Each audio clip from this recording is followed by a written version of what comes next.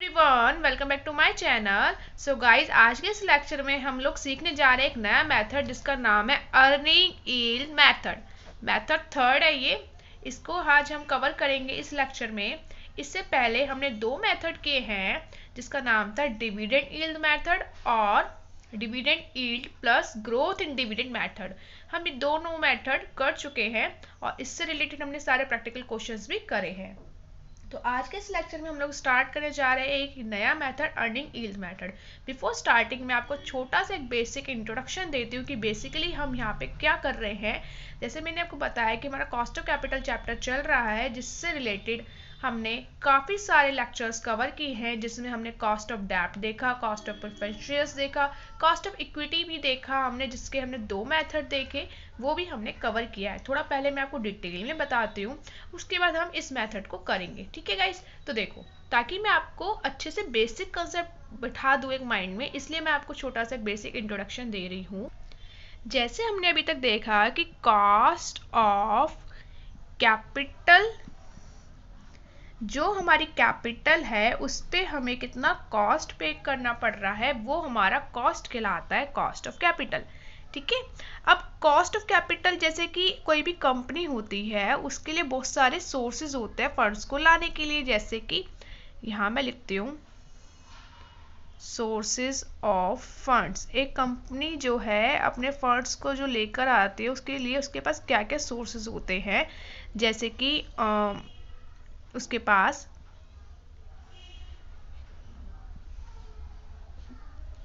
Debentures होते हैं, debentures के थ्रू वो पैसा लेकर आती है। प्रेफरेंस शेयर्स होते हैं और इक्विटी शेयर्स होते हैं। ये सब उसके पास सोर्सेज होते हैं। और रिटेन अर्निंग भी उसका सोर्स होता है कि वो उससे भी कैपिटल लाती है। तो कंपनी के पास जो सोर्सेज है फंड्स के, वो कौन कौन से, डेब्ट है, प्रेफरेंस शेयर्स है, इक्विटी है और रिटेन अर्निंग है। तो ये सोर्सेज होते हैं फंड्स के लाने के लिए। तो इन फंड्स को जब लेकर आते हैं कंपनी, तो उसके लिए उसे कुछ पे करना पड़ता है। उस पे को ही हम बोलते हैं कॉस्ट। कैपिटल मेरी कॉस्ट कितनी इनकर्ड करा रही है, that is known as cost of capital. जैसे डिबेंचर पे आपको इंटरेस्ट देना पड़ता है ना, तो डिबेंचर पे जो इंटरेस्ट आपको देना पड़ रहा है, that is known as cost of डेब्ट। प्रेफरेंस शेयर्स पे जो आपको डिविडेंड देना पड़ता है, that is known as cost of preference shares.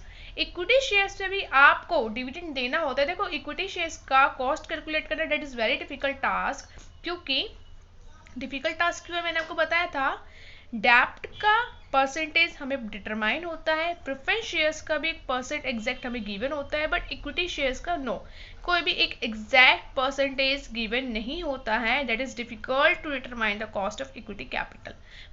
But कुछ मेथड हैं जिससे हम कॉस्ट ऑफ इक्विटी कैपिटल निकाल सकते हैं।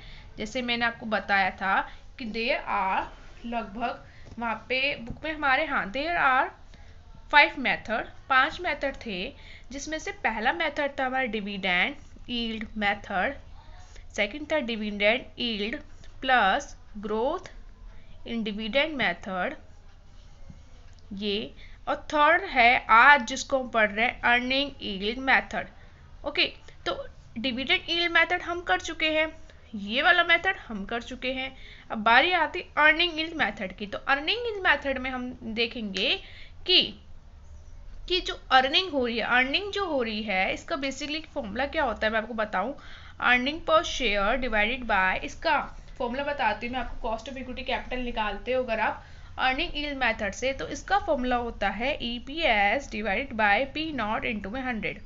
EPS means earning per share, P not means market price of share, आपका शेयर का क्या प्राइस है, इंटू में 100।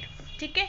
तो यहाँ पे हम बेसिकली ये देखते हैं कि जो भी शेयर होल्डर है, वो अपने जिसने उसने इन्वेस्ट कर रखा उस कंपनी में, उस पर उसे कितना रिटर्न मिल रहा है, that is known earning per share. मतलब एक शेयर पे कितना वो अर्न कर रहा है। ठीक है। तो अर्निंग पर शेयर निकालते हैं। अर्निंग पर शेयर्स भी निकालने का एक छोटा सा फॉर्मूला होता है, और वो होता है अर्निंग पर शेयर्स का फॉर्मूला होता है EAT। ये मैंने आपको पहले ही बताया था, EAT divided by number of shares. ठीक है, ये एक छोटा सा फॉर्मूला होता है। ठीक है।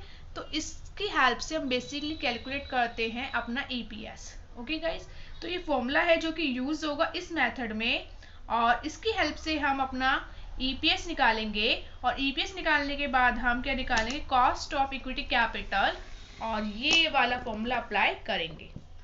ओके गाइस, तो बेसिकली अर्निंग पर शेयर्स में हमें क्या कैलकुलेट करना होता है, कॉस्ट ऑफ इक्विटी कैलकुलेट करना होता है इस मेथड के थ्रू, और इसका फॉर्मूला होता है ईपीएस अपॉन में पी नॉट इंटू में 100। अब थोड़ा सा बुक में से डिटेल में पढ़ते हैं कि क्या लिखा हुआ है बुक में इस मेथड के बारे में। देखो यहाँ पे लिखा हुआ है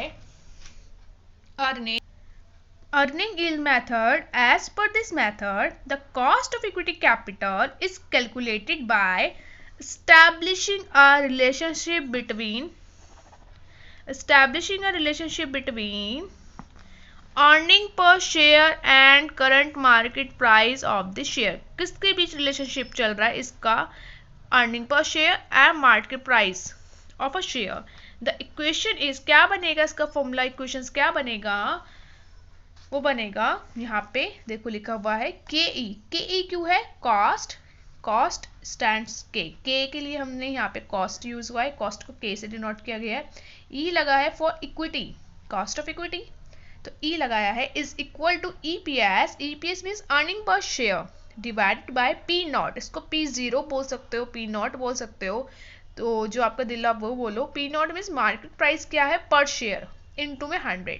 यहाँ पे देखो यहाँ एक्सप्लेन भी करा हुआ है, कॉस्ट के E means cost of equity capital, EPS earning per share, P not means market price पर शेयर।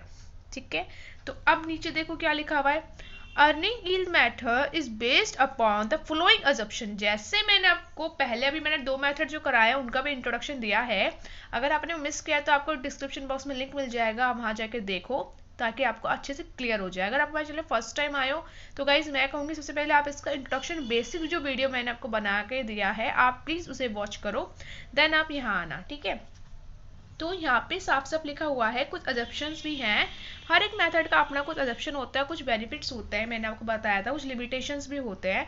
तो इस मेथड में क्या अजप्शंस लिखी हुई हैं, फर्स्ट पॉइंट है earning per share is expected to remain constant in a future. यहाँ पे एजम्पशन मानी गई है कि जो अर्निंग हो रही है उसको हम ऐसे ही मतलब कांस्टेंट रेट से डिटरमाइन करेंगे, मतलब ऐसा उम्मीद करते हैं कि वो कांस्टेंट रेट रहेगा फ्यूचर में भी। द मार्केट, सेकंड पॉइंट है the market price of company share depends only upon the earning per share. जो मार्केट का प्राइस है उस कंपनी का, शेयर का जो मार्केट में प्राइस है वो केवल और केवल डिपेंड करता है earning per share. Third, the company can earn on the new projects at the same rate at which it earns on the existing project. वो उतना अर्न करेगा, देखो लिखा है द कंपनी कैन अर्न, एक कंपनी उतना अर्न कर सकती है और न्यू प्रोजेक्ट, नए प्रोजेक्ट पे उसी सेम रेट से जितना कि वो पुराने वाले प्रोजेक्ट पे अर्न कर रही है। This method is suitable when The above mentioned assumption are fulfilled. जब ये मेथड सुटेबल होता है, जब होगा जब हमारी जो above assumptions हैं ये फुलफिल होती हैं तो ये मेथड हमारा सुटेबल होता है, earning yield method. Okay guys, clear है? तो यहाँ पे बेसिकली हमें बताया है कि जो ये अर्निंग यील्ड मेथड है ये किसके बीच है, ईपीएस अपॉन में मार्केट प्राइस ऑफ शेयर के बीच है, जिसके लिए हमने कुछ अजप्शन मानी है और जो वो नीचे दी हुई थी जो भी हमने रीड करी वो सब अजप्शंस थी। ठीक है, तो इसके मेथड से हम क्वेश्चंस करेंगे। क्वेश्चंस कैसे करना है मैं आपको नेक्स्ट लेक्चर से कराऊंगी क्वेश्चन। बाकी मैंने आपको यहाँ पे बताया है कि ईपीएस मेथड क्या होता है, इसका फॉर्मूला क्या है, और इसका फॉर्मूला जो होता है वो होता है EPS upon P not into में 100। ईपीएस कैसे कैलकुलेट होता है मैंने आपको ये भी बताया है। ईएटी मीन्स नेट अर्निंग, जो भी आपने अर्निंग की है, EAT means earning after tax, है ना। लिवरेज में आपने किया था, याद है आपको, लिवरेज चैप्टर हम कर चुके हैं, तो लिवरेज में ईएटी आता था अर्निंग आफ्टर टैक्स, इसको हम नेट अर्निंग बोल सकते हैं। अगर हम इसे डिवाइड करते हैं नंबर ऑफ शेयर से then we obtain earning per shares. ठीक है, तो ये आपको समझ आया। अब देखो, जैसे मैंने अभी आपको बताया है कि एक कंपनी जो होती है उसके बहुत सारे सोर्सेज होते हैं फंड्स को लेकर आने के लिए, जैसे कि डेप्ट होता है, प्रेफरेंस शेयर्स होता है, इक्विटी होता है, रिटेन अर्निंग होता है, इन सभी पे कुछ ना कुछ कॉस्ट हमारा अकर होता है। तो जो कैपिटल हमारा कॉस्ट इनकर्ड हो रहा है वो ही हमारा कॉस्ट ऑफ कैपिटल कहलाता है। अब जैसे मैंने आपसे कहा था कि जितने भी फंड्स को लाने के सोर्सेज है, चाहे वो डेब्ट हो, चाहे वो प्रेफरेंस शेयर्स हो, चाहे वो इक्विटी हो, और वो हो चाहे रिटेन अर्निंग, ये मैंने आपको बताया था इक्विटी, और यहाँ पे लिख देती हूँ मैं रिटेन अर्निंग, रिटेन अर्निंग। ठीक है, जो भी सोर्सेज हैं ये सभी हमारे सोर्सेज होते हैं फंड्स को लेकर आने के लिए। तो इन सबका कुछ ना कुछ कॉस्ट होता है।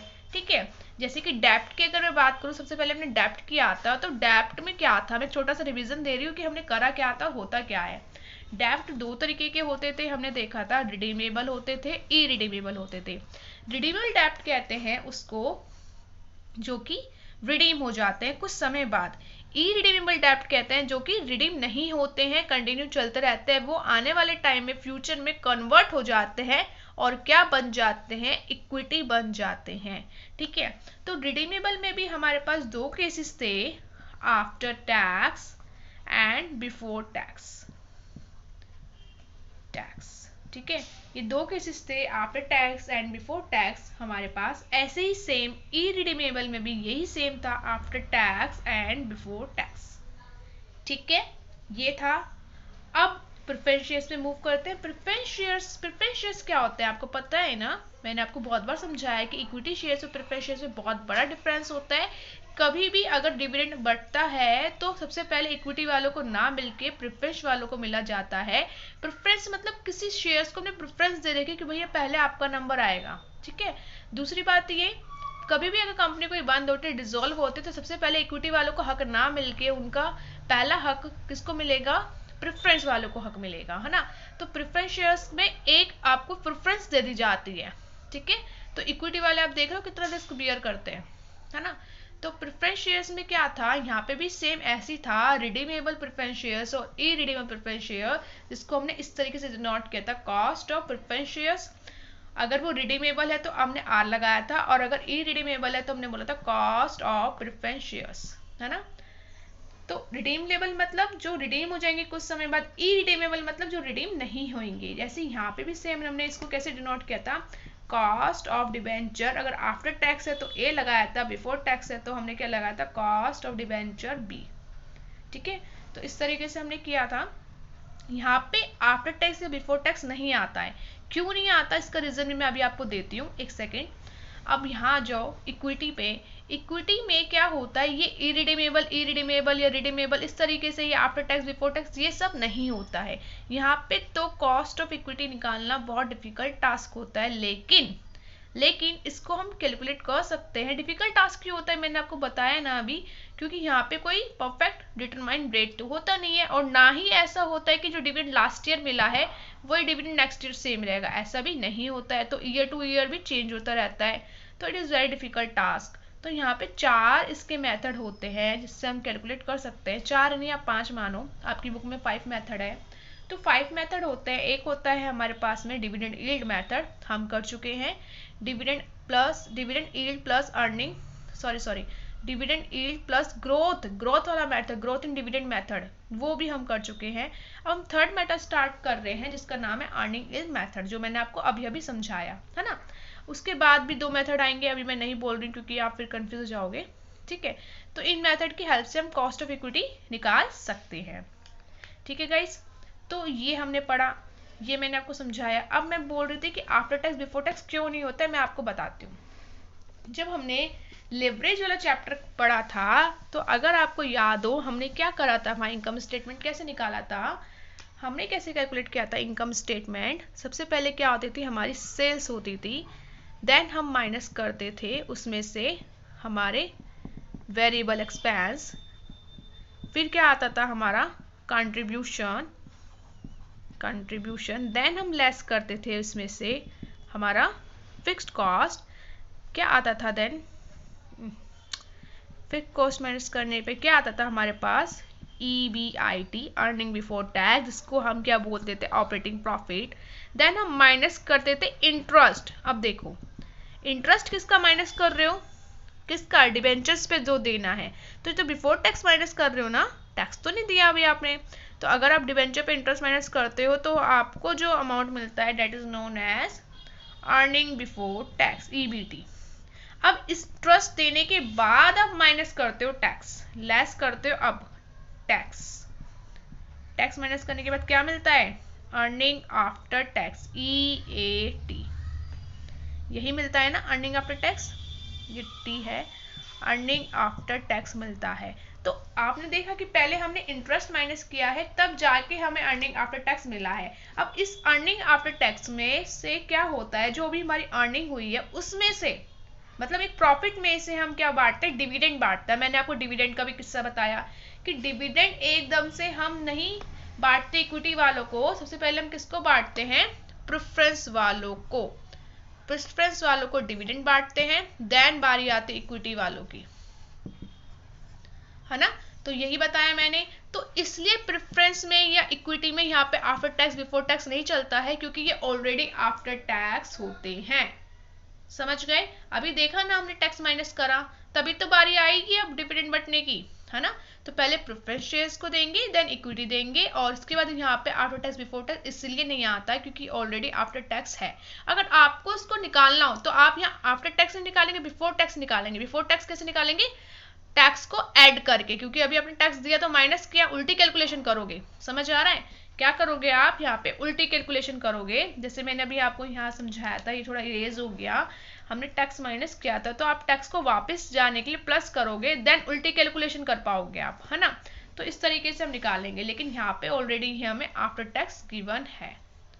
समझ आ गया?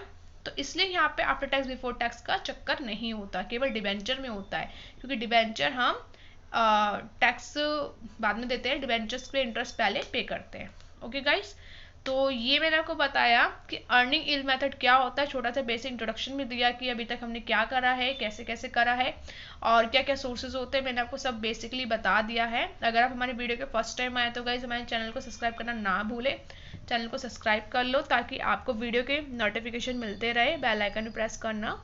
और अब हम मिलते हैं नेक्स्ट लेक्चर में एक नए क्वेश्चन के साथ, तब तक के लिए बाय बाय, टेक केयर। और नेक्स्ट लेक्चर से स्टार्ट करेंगे हम अपने क्वेश्चन, जिसमें अर्निंग यील्ड मेथड से हम क्वेश्चन को शुरू करेंगे। ओके गाइस, तो अब मिलते हैं नेक्स्ट लेक्चर में, तब तक के लिए bye bye, take care and stay connected. Don't forget to subscribe.